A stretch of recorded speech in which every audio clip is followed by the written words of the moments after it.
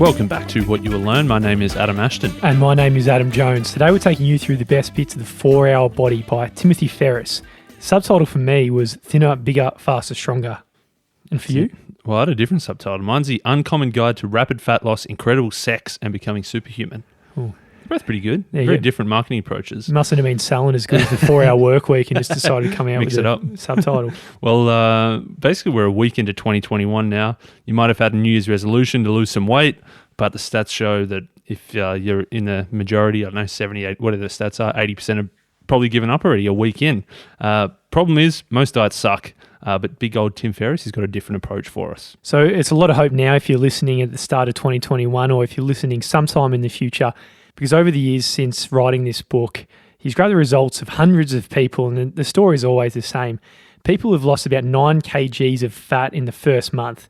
So for the majority of people who are doing this, it's the first time they've ever been able to crack this kind of milestone. Yeah, 9 kilos or 20 pounds in a month. I'd say a lot of people would say that sounds ridiculous. It's not possible. Oh, you definitely take it, but I don't think people would believe it. But Tim Ferris, he's found the answer basically to have a phenomenal first month that'll obviously keep you going from there on. Now, every other popular diet out there, it can be summarized in a couple of lines quite easily.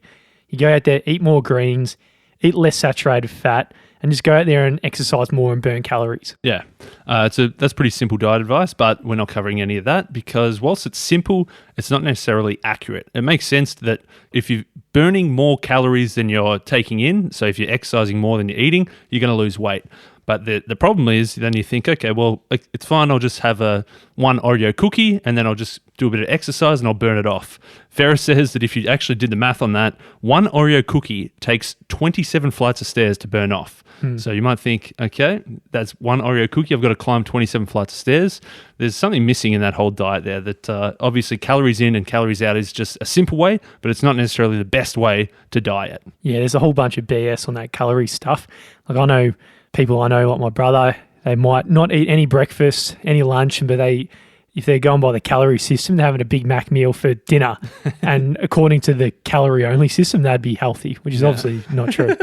Yeah, so there's a lot of nuance within that, and not necessarily calories in, calories out is the best way to do it. What Tim Ferris says the best way to diet is actually to do what Tim Ferris always does and to go the 80-20 approach. Focus on the smallest amount of stuff that is going to have the biggest impact. So that 80-20 comes up in a lot of books from old mate Vilfredo Pareto. He found that 20% of people in society owned 80% of the wealth. And then he found that actually in his backyard, 20% of the pea pods gave him 80% of the peas. So this 80-20 pops up all over the shop. So when it comes to diet, we want to find what's that key 20% of things that we need to do to give us 80% of our dieting results. So rather than doing the calorie intake model, we'll call it, Tim, he goes technical in the book, which we won't need to go deep into now, but he's looking at 2 completely underexploited paths, and that's heat and hormones, and what specific foods you should be eating and actions you should be taking in order to get these things working in your favor. And then from there, it's going to be downhill skiing, and you're going to be absolutely blown away by how quickly those 9 kgs fall off. So this 9 kilos or this 20 pounds we've been talking about a lot, this is that magic number. It's going to be our goal of body recomposition. So this body recomposition we want to do of 9 kilos, it could be lose 9 kilos, it could be put on 9 kilos of muscle, or it could be somewhere in the middle, like lose 6 kilos of fat plus add 3 kilos of muscle. And this 9 kilo number, this magical 20 pound number, that's what's going to really bump you up a few levels on the attractiveness scale. Tim Ferris says it can really take you from a 6 to a 9. It can make you change 2 clothing sizes. So go from an XXL to an L, or going from a 16 to a 12. That's going to be our goal. So remember, we're talking about the 80-20 kind of principle. You're probably going to get diminishing returns when you go beyond that. So 9 kgs, it's a good enough target to have a huge impact without just making yourself just dedicate your whole life to becoming a bit more like Arnie. And the vehicle we're going to take it there, and this is where Tim Ferris's 4-Hour Body is very different to all others and very effective, and it's what he calls the Slow Carb Diet. So this slow carb diet has only 5 simple rules that we need to follow. So this is a diet that's going to help us lose weight quickly, or if you're building muscle as well, it can help you with that too. Because I think simplicity is very important with all this, because if you try and open up some kind of diet and it's extremely complex and every day you wake up and you go, oh, is this part of it? Is that part of it? Yeah, or if you got to weigh your food and you got to work out your macros and calculate which calories are coming from carbs, proteins, and fats, and you got to say, okay, well, I can have 30 grams of chicken and I got to have 60 grams of spinach, then that's a bloody hard diet to stick to. 100%, man. And when it comes to the list we're about to talk about, I think the best part is you can eat as much as you want, which is extremely important for people like me who loves eating a lot of food and removes a lot of the complexity because portion sizes, it's very difficult to do. Okay, so rule number 1, and probably the biggest rule out of everything, is don't eat any white carbohydrates. So that means no bread, no rice, either white rice or brown rice, no cereal, no potatoes, no pasta, no tortillas, and none of the fried food like your dim sims and your spring rolls with that white floury batter on it. So basically anything that's got a white carbohydrate in it, cut that out. Very simple rule. But that's a pretty big one. I think a lot of people eat a lot of bread, a lot of pasta. You got to cut all that out. Yeah, it'd be a real pain for some people. Rule number 2, eat the same few meals over and over again. So the most successful dieters, regardless of their goal, whether it's losing fat, this recomp goal, or to put on loads of muscle, they just eat the same meals over and over again. So if you go to the local supermarket, they're going to have tens of thousands of different products there. And really, there's only going to be a small select few that aren't going to make you fat. Pretty much every product by default, it's going to make you fat. So we just need to look at the simple ones that are going to help us achieve our goals. Yeah, and we can break it down quite simply is your main sort of proteins, your main legumes, and your main supplementary vegetables. So we'll have a full list on the website to check it out if you want to check out the blog post for this website. But basically you can eat as much of this stuff as you want. Because these 3 categories really make up most meals. So for protein, you might have egg, chicken, beef, fish, or pork. Pick one of them. For legumes, you throw a few black beans in there, bologna beans, red beans, soya beans, and then your veg. So simply spinach, mixed veg, including broccoli and cauliflower, kimchi, asparagus, peas, green beans. So this isn't the full exhaustive list, but it gives you a little bit of a taste. So basically what the reason for those legumes, and this is what a lot of people fall in the trap of, is without those legumes, you really don't feel full enough. So Ferris says if you just go meat and veg, then you're sometimes feeling full, and that's when you start to go for your pasta or you have a little peanut butter sandwich, which again violates rule number 1. So by adding in lentils or beans or black beans or soybeans, any of these is going to help you feel full throughout the day. Rule number 3 is don't drink calories, which I think is a very good rule just in general for any kind of diet, because really they're just empty calories and they're not really adding any kind of nutrition or fullness or anything like that. They're just putting kgs on. So that means drink a lot of water. You're allowed to have as much unsweetened tea or coffee as you want, but things that are off the list now, milk is off, soft drinks are obviously off, fruit juice is off. People might think that an orange juice is healthy, but not when you're trying to have a 9 kilo recomposition goal. Beers are out, white wines are out. He says here that red wine is okay in small doses. Don't know about that. I think that's just Ferris. He loves his red wine, so he's found a way to work a rule in that lets you drink red wine. Yeah, I think he's rationalised his way through that, but I'll take it. I have tried this diet, by the way, I did it for 3 weeks, and I did lose, 5 or 6 kgs, and I'll tell you about the results at the end of this episode about how it all ended. But I really like this one because I smashed a few glasses of red, probably a lot more than 100 ml that he's recommending here. Rule number 4 is an interesting one. Don't eat fruit. So he says that fruit in itself is not necessarily bad, but he's saying that humans, we didn't evolve to eat fruit all day, every day. The thing now with international trade routes is that you can have fresh oranges from anywhere in the world at any time of year. Normally, it used to be if oranges are in season, you can eat them. If they're not in season, you got to wait till next year. But now we can just have any fruit that we want at any time. Yeah, I used to think pulling out the NutriBullet, getting a banana in there, chucking in an apple, you're putting about 5 pieces of fruit in there. That's a whole bunch of sugar you're just chucking into your body, and it's very unlikely that if you had to eat it, and as we evolve, then this would be a typical meal.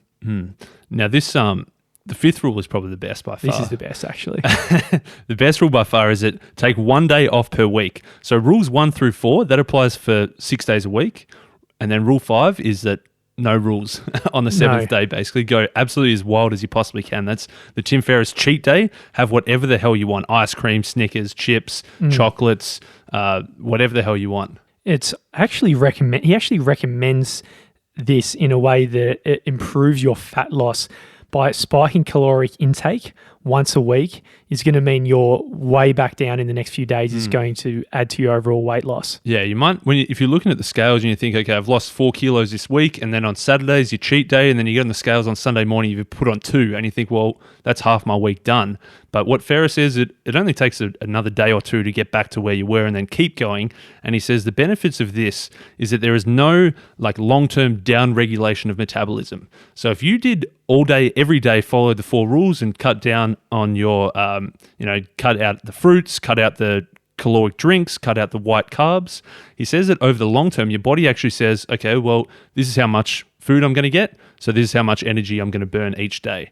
But by spiking it once every day, your body thinks, oh man, there's this wild amount of food that I've got to process, so it keeps your metabolism high. So that is pretty much utopia. When I was doing it, man, I was loading up donuts, croissants. I remember one cheat day I had my normal breakfast, lunch and dinner, absolutely loaded it up for every meal and in between. And then I went to a party, and on the way home I was already full, but I knew, all right, Sunday through Friday I'm going to have to go back on the diet.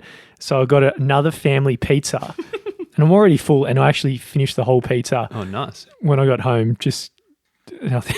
And that's actually what he recommends. Is he says like actually make yourself a little bit sick on that day, because then for the next 2 or 3 days you're going to be thinking, oh man, I don't want to eat any of that crap anymore anyway. So it's only really a couple of days that you got to sort of fight through this diet. And another thing, like another suggestion from the book was like as a bit of, I guess, a way of trying to get over some of those cravings during the week, is he says that you write down like carry a little sticky notepad around with you, and if you're walking through the shops and you see a big tub of Ben & Jerry's ice cream and you think, oh man, I could really go for that, but it's Wednesday and it's not your cheat day, put the Ben & Jerry's ice cream on a little sticky note. So then on Saturday morning, you collect all your sticky notes, go to the shops, go wild, buy the 15 different things that you've written down throughout the week that you've been craving, and just pile it all in. And it's a lot of fun when you're dieting and you're actually getting results, and you're going out with your friends and you're eating the fattiest meal at the table, and they're like, how the hell are you losing weight eating that shit? And you can just smile and nod and just rain in the compliments. So really that's the 5 rules of the slow carb diet. So 1, cut out all white carbohydrates. 2, have the same small number of 3 or 4 different meals that you repeat over and over. 3, don't drink calories. 4, don't eat fruit. And then 5, the fun one, cheat day. Take 1 day off every single week. So that's the diet. Obviously there's going to be pitfalls and hurdles that you got to overcome on the way. And it's good to always, whether you're doing a project for a business, a diet, whatever you might be doing, it's always a good idea to do a pre-mortem and understand some of the things that are likely to knock you out and take you off track. One big mistake, which wasn't on the run sheet, but one I thought of, is the cheat day. If you give yourself too much room on that cheat day, basically what the cheat day is, it's from waking up to going to sleep. If you think it's from midnight to midnight and you think, oh, it's midnight, 12:30 a.m. on a Friday night, I'll have that now because it's technically Saturday. So then that you start your cheat day a few hours early and then go to sleep, and then you get up early on Sunday morning and it's still cheat day. That's a big one that you can get out of. Also, I guess doing multiple cheat days. If you think, oh, it's this week I'll do Sunday, next week I'll do Saturday, and it keeps getting closer and closer, then there's a few ways you can take that cheat day a bit too far. Oh yeah, I know that all too well. Mate. Another interesting mistake he's got here is skipping breakfast as being a very bad thing. And this is probably people think intuitively, especially in the calorie school, that you're just taking less calories in and less food. Surely that's going to help. But remember, we're talking about utilizing fat-burning hormones. And the best way to do that is by having 30 grams of protein within 30 minutes of waking. So having a few hard-boiled eggs or whatever that breakfast might look like. This being really important for the diet. Yeah, definitely. So a big part of that, one part is obviously feeling full, so then you're not snacking regularly. And another big part is, as you say, the hormone side of things, that your body knows that if your body knows that it's not going to get any food, it'll probably shut down some of the systems, and it won't be in the fat-burning mode. So Tim Ferriss's most recommended thing, he's obviously all about efficiency. He says hard boil a bunch of eggs the night before so they're peeled and ready to go. He says a can of lentils as well to get your legumes in, and he also likes a handful of wilted spinach or something. So that's a pretty good breakfast you can have every single day straight away. Hard-boiled egg, a few lentils, bit of spinach, and you've met your 30 grams of protein within 30 minutes of waking up. Another mistake is believing that you're going to cook, because you hear all these things and you get all jacked up for the diet on day one and you buy all the ingredients, assuming that you're going to cook during the week, but during the week it's a Wednesday night, you had a massive day in the office, you get home and you got this cognitive load on how the hell am I going to put all that together and whip up a meal, so you just get on Uber Eats or something like that. Yeah. So we need to prepare for those moments in advance. Well, then it's a lot easier to boil a pot of pasta than to cook a meat and veggies. So then you're thinking, I'll have a bit of pasta tonight, and then you're violating rule 1. Another big mistake is overeating on Domino food. So he says things like nuts, chickpeas, hummus, all of these things, they're fine in small doses, but they're also very dangerous in the sense that if you have 3 or 4 peanuts, then you got a taste for peanuts, you have 3 or 4 more, and then you leave a plate sit on your desk, you pick away at them. He says they're like Domino foods, that once you have one, it just knocks over the whole stack, and all of a sudden you've eaten about 300 grams of peanuts, and you're about to have 300 more. The next one, which I think is the most important, is measuring progress. So talking about a pre-mortem, this is something I didn't give enough weight to, and I think you as well before the episode. You're going to cut this out. Sorry? Enough weight? Good pun. Yeah, it was totally intentional then. But before the episode, you wanted to cut this out. Oh, this one's, it's not that important. I still think cut it, but that's all right. But because what this diet does, it's all about recomposition. It's not about weight loss. You might actually be losing fat and improving muscle gain by taking on this diet. And what happened to me was I started the diet, kicked ass in the first week. I messaged you, messaged everyone, so I've already lost 4 kilos. I remember you told me I've lost 3 kilos in 3 days. I was like, oh yeah, talk to me in 3 weeks. Yeah. And I was also taking a photo each week. And what I noticed by week 3, week 4, is my actual weight wasn't going down whatsoever. But if you looked at the photos, my body composition was absolutely changing. But because I wasn't measuring it along the way, the actual body fat, I didn't stick with it because I wasn't getting the progress from the start. So here, what he's recommending is measure your actual body fat as the weight. Get away from the scales. It's not about that. We're talking about 9 kilograms of body recomposition as something that's going to make you look a lot better. Yeah, exactly. If you're using the scale as your only tool for measuring, the first week or 2 is going to be awesome, but then you might get disheartened. So as you say, he recommends a DEXA scan, which gives you a body fat percentage. And even if the scales aren't going down, you'll see that your body fat percentage is going down. Yeah, it's only costs about $35 a scan or something like that for me, which sounds like a bit of money, but when we're talking about achieving the goals and removing this obstacle, then it's well and truly worth it. So those are some of the things that can go wrong on this simple diet, but there's obviously plenty of room to go wrong here. What we want to do instead is we want to take adherence very seriously. There's a few positive things that we can do that will make sure that we'll stick with this diet and get to our goal of 20-pound body recomposition.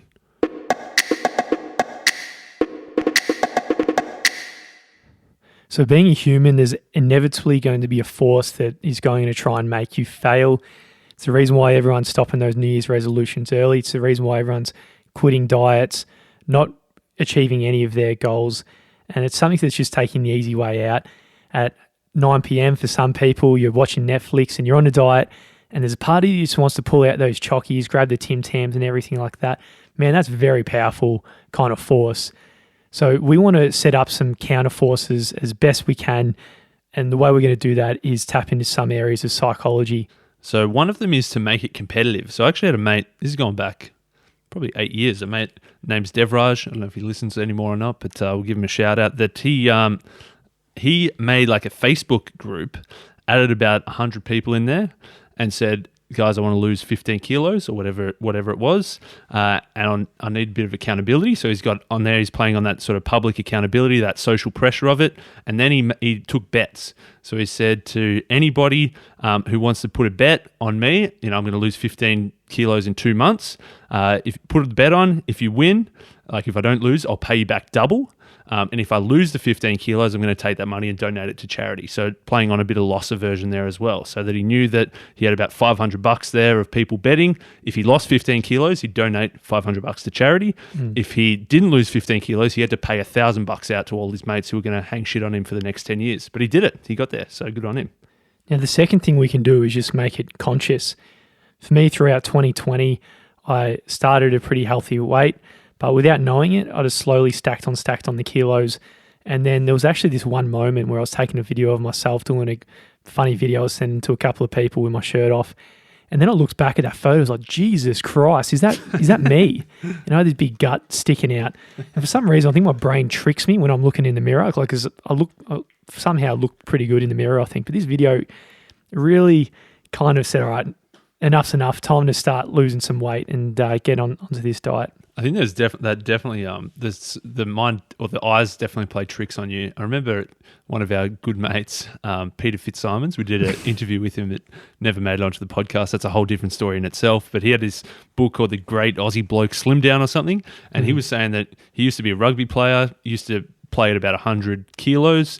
He was like 6'5" or something, so he was a tall dude, but he got all the way up to 150 kilos. Oh. And he said he was still looking in the mirror and thinking, yeah, I'm a big, tough, strong rugby player, but really he was just very, very fat. Yeah. But so the mind and the eyes definitely play tricks on you like that. He calls it, Tim Ferris, the harakuju moment, also known as like the bit of a frog in boiling water analogy. Frog, if it's in the water, supposedly, I don't know who's measured this, tortured this poor frog, but you chuck the stove on, the frog's actually not going to jump out of the water if you slowly boil it, and it's going to have a slow, painful death. But if the frog was actually out of the water, jumps in and goes, oh shit, that's really hot, it'll jump straight the hell out. But what we'll do, if we're actually in the saucepan, we'll actually just let it slowly boil to the point we're actually putting a lot more weight on than we thought. Yeah, so that Harajuku moment, that's realizing, holy shit, the water is boiling, I better get out. And so that's like you saying that you had that video, and then you look back at the video, and it looked slightly different to what you saw in the mirror, and you thought, holy crap, the water's boiling, so I need to jump the hell out of here. So that was the Harajuku moment. So this is something everyone can listen to right now. If you're never going to have this moment, you might be that frog in the boiling water without knowing it. For me, what I did is I got the camera out and I took a few photos from all different angles and realized, shit, this is serious. And I thought, all right, this is going to be my before photo. And like your old mate earlier, I sent it to a whole bunch of mates and said, all right, you watch me in 4 weeks' time, I'm going to send an after photo, which I did. And albeit I got a bit of a tan in the meantime. The original photo, I was looking very miserable with the gut out, and the after photo I had this big smile and was actually flexing. But that doesn't really matter. So this is really the moment for everyone to just, you got the choice now. You can take the camera out, and if you're ever going to do it, take the photos now. And if you're serious and you want to set yourself up for success, send the photo of your gut hanging out from all different angles to a few people who are going to be really embarrassed and uncomfortable in sending it to, and tell them, look, in 6 weeks' time, I'm going to send you another photo and you watch me go. And if you're a bit uncomfortable sending it to a mate, how about you just send it to us, podcast@whatyou'lllearn.com, and we'll make sure we'll follow you up in 6 weeks to see how you went.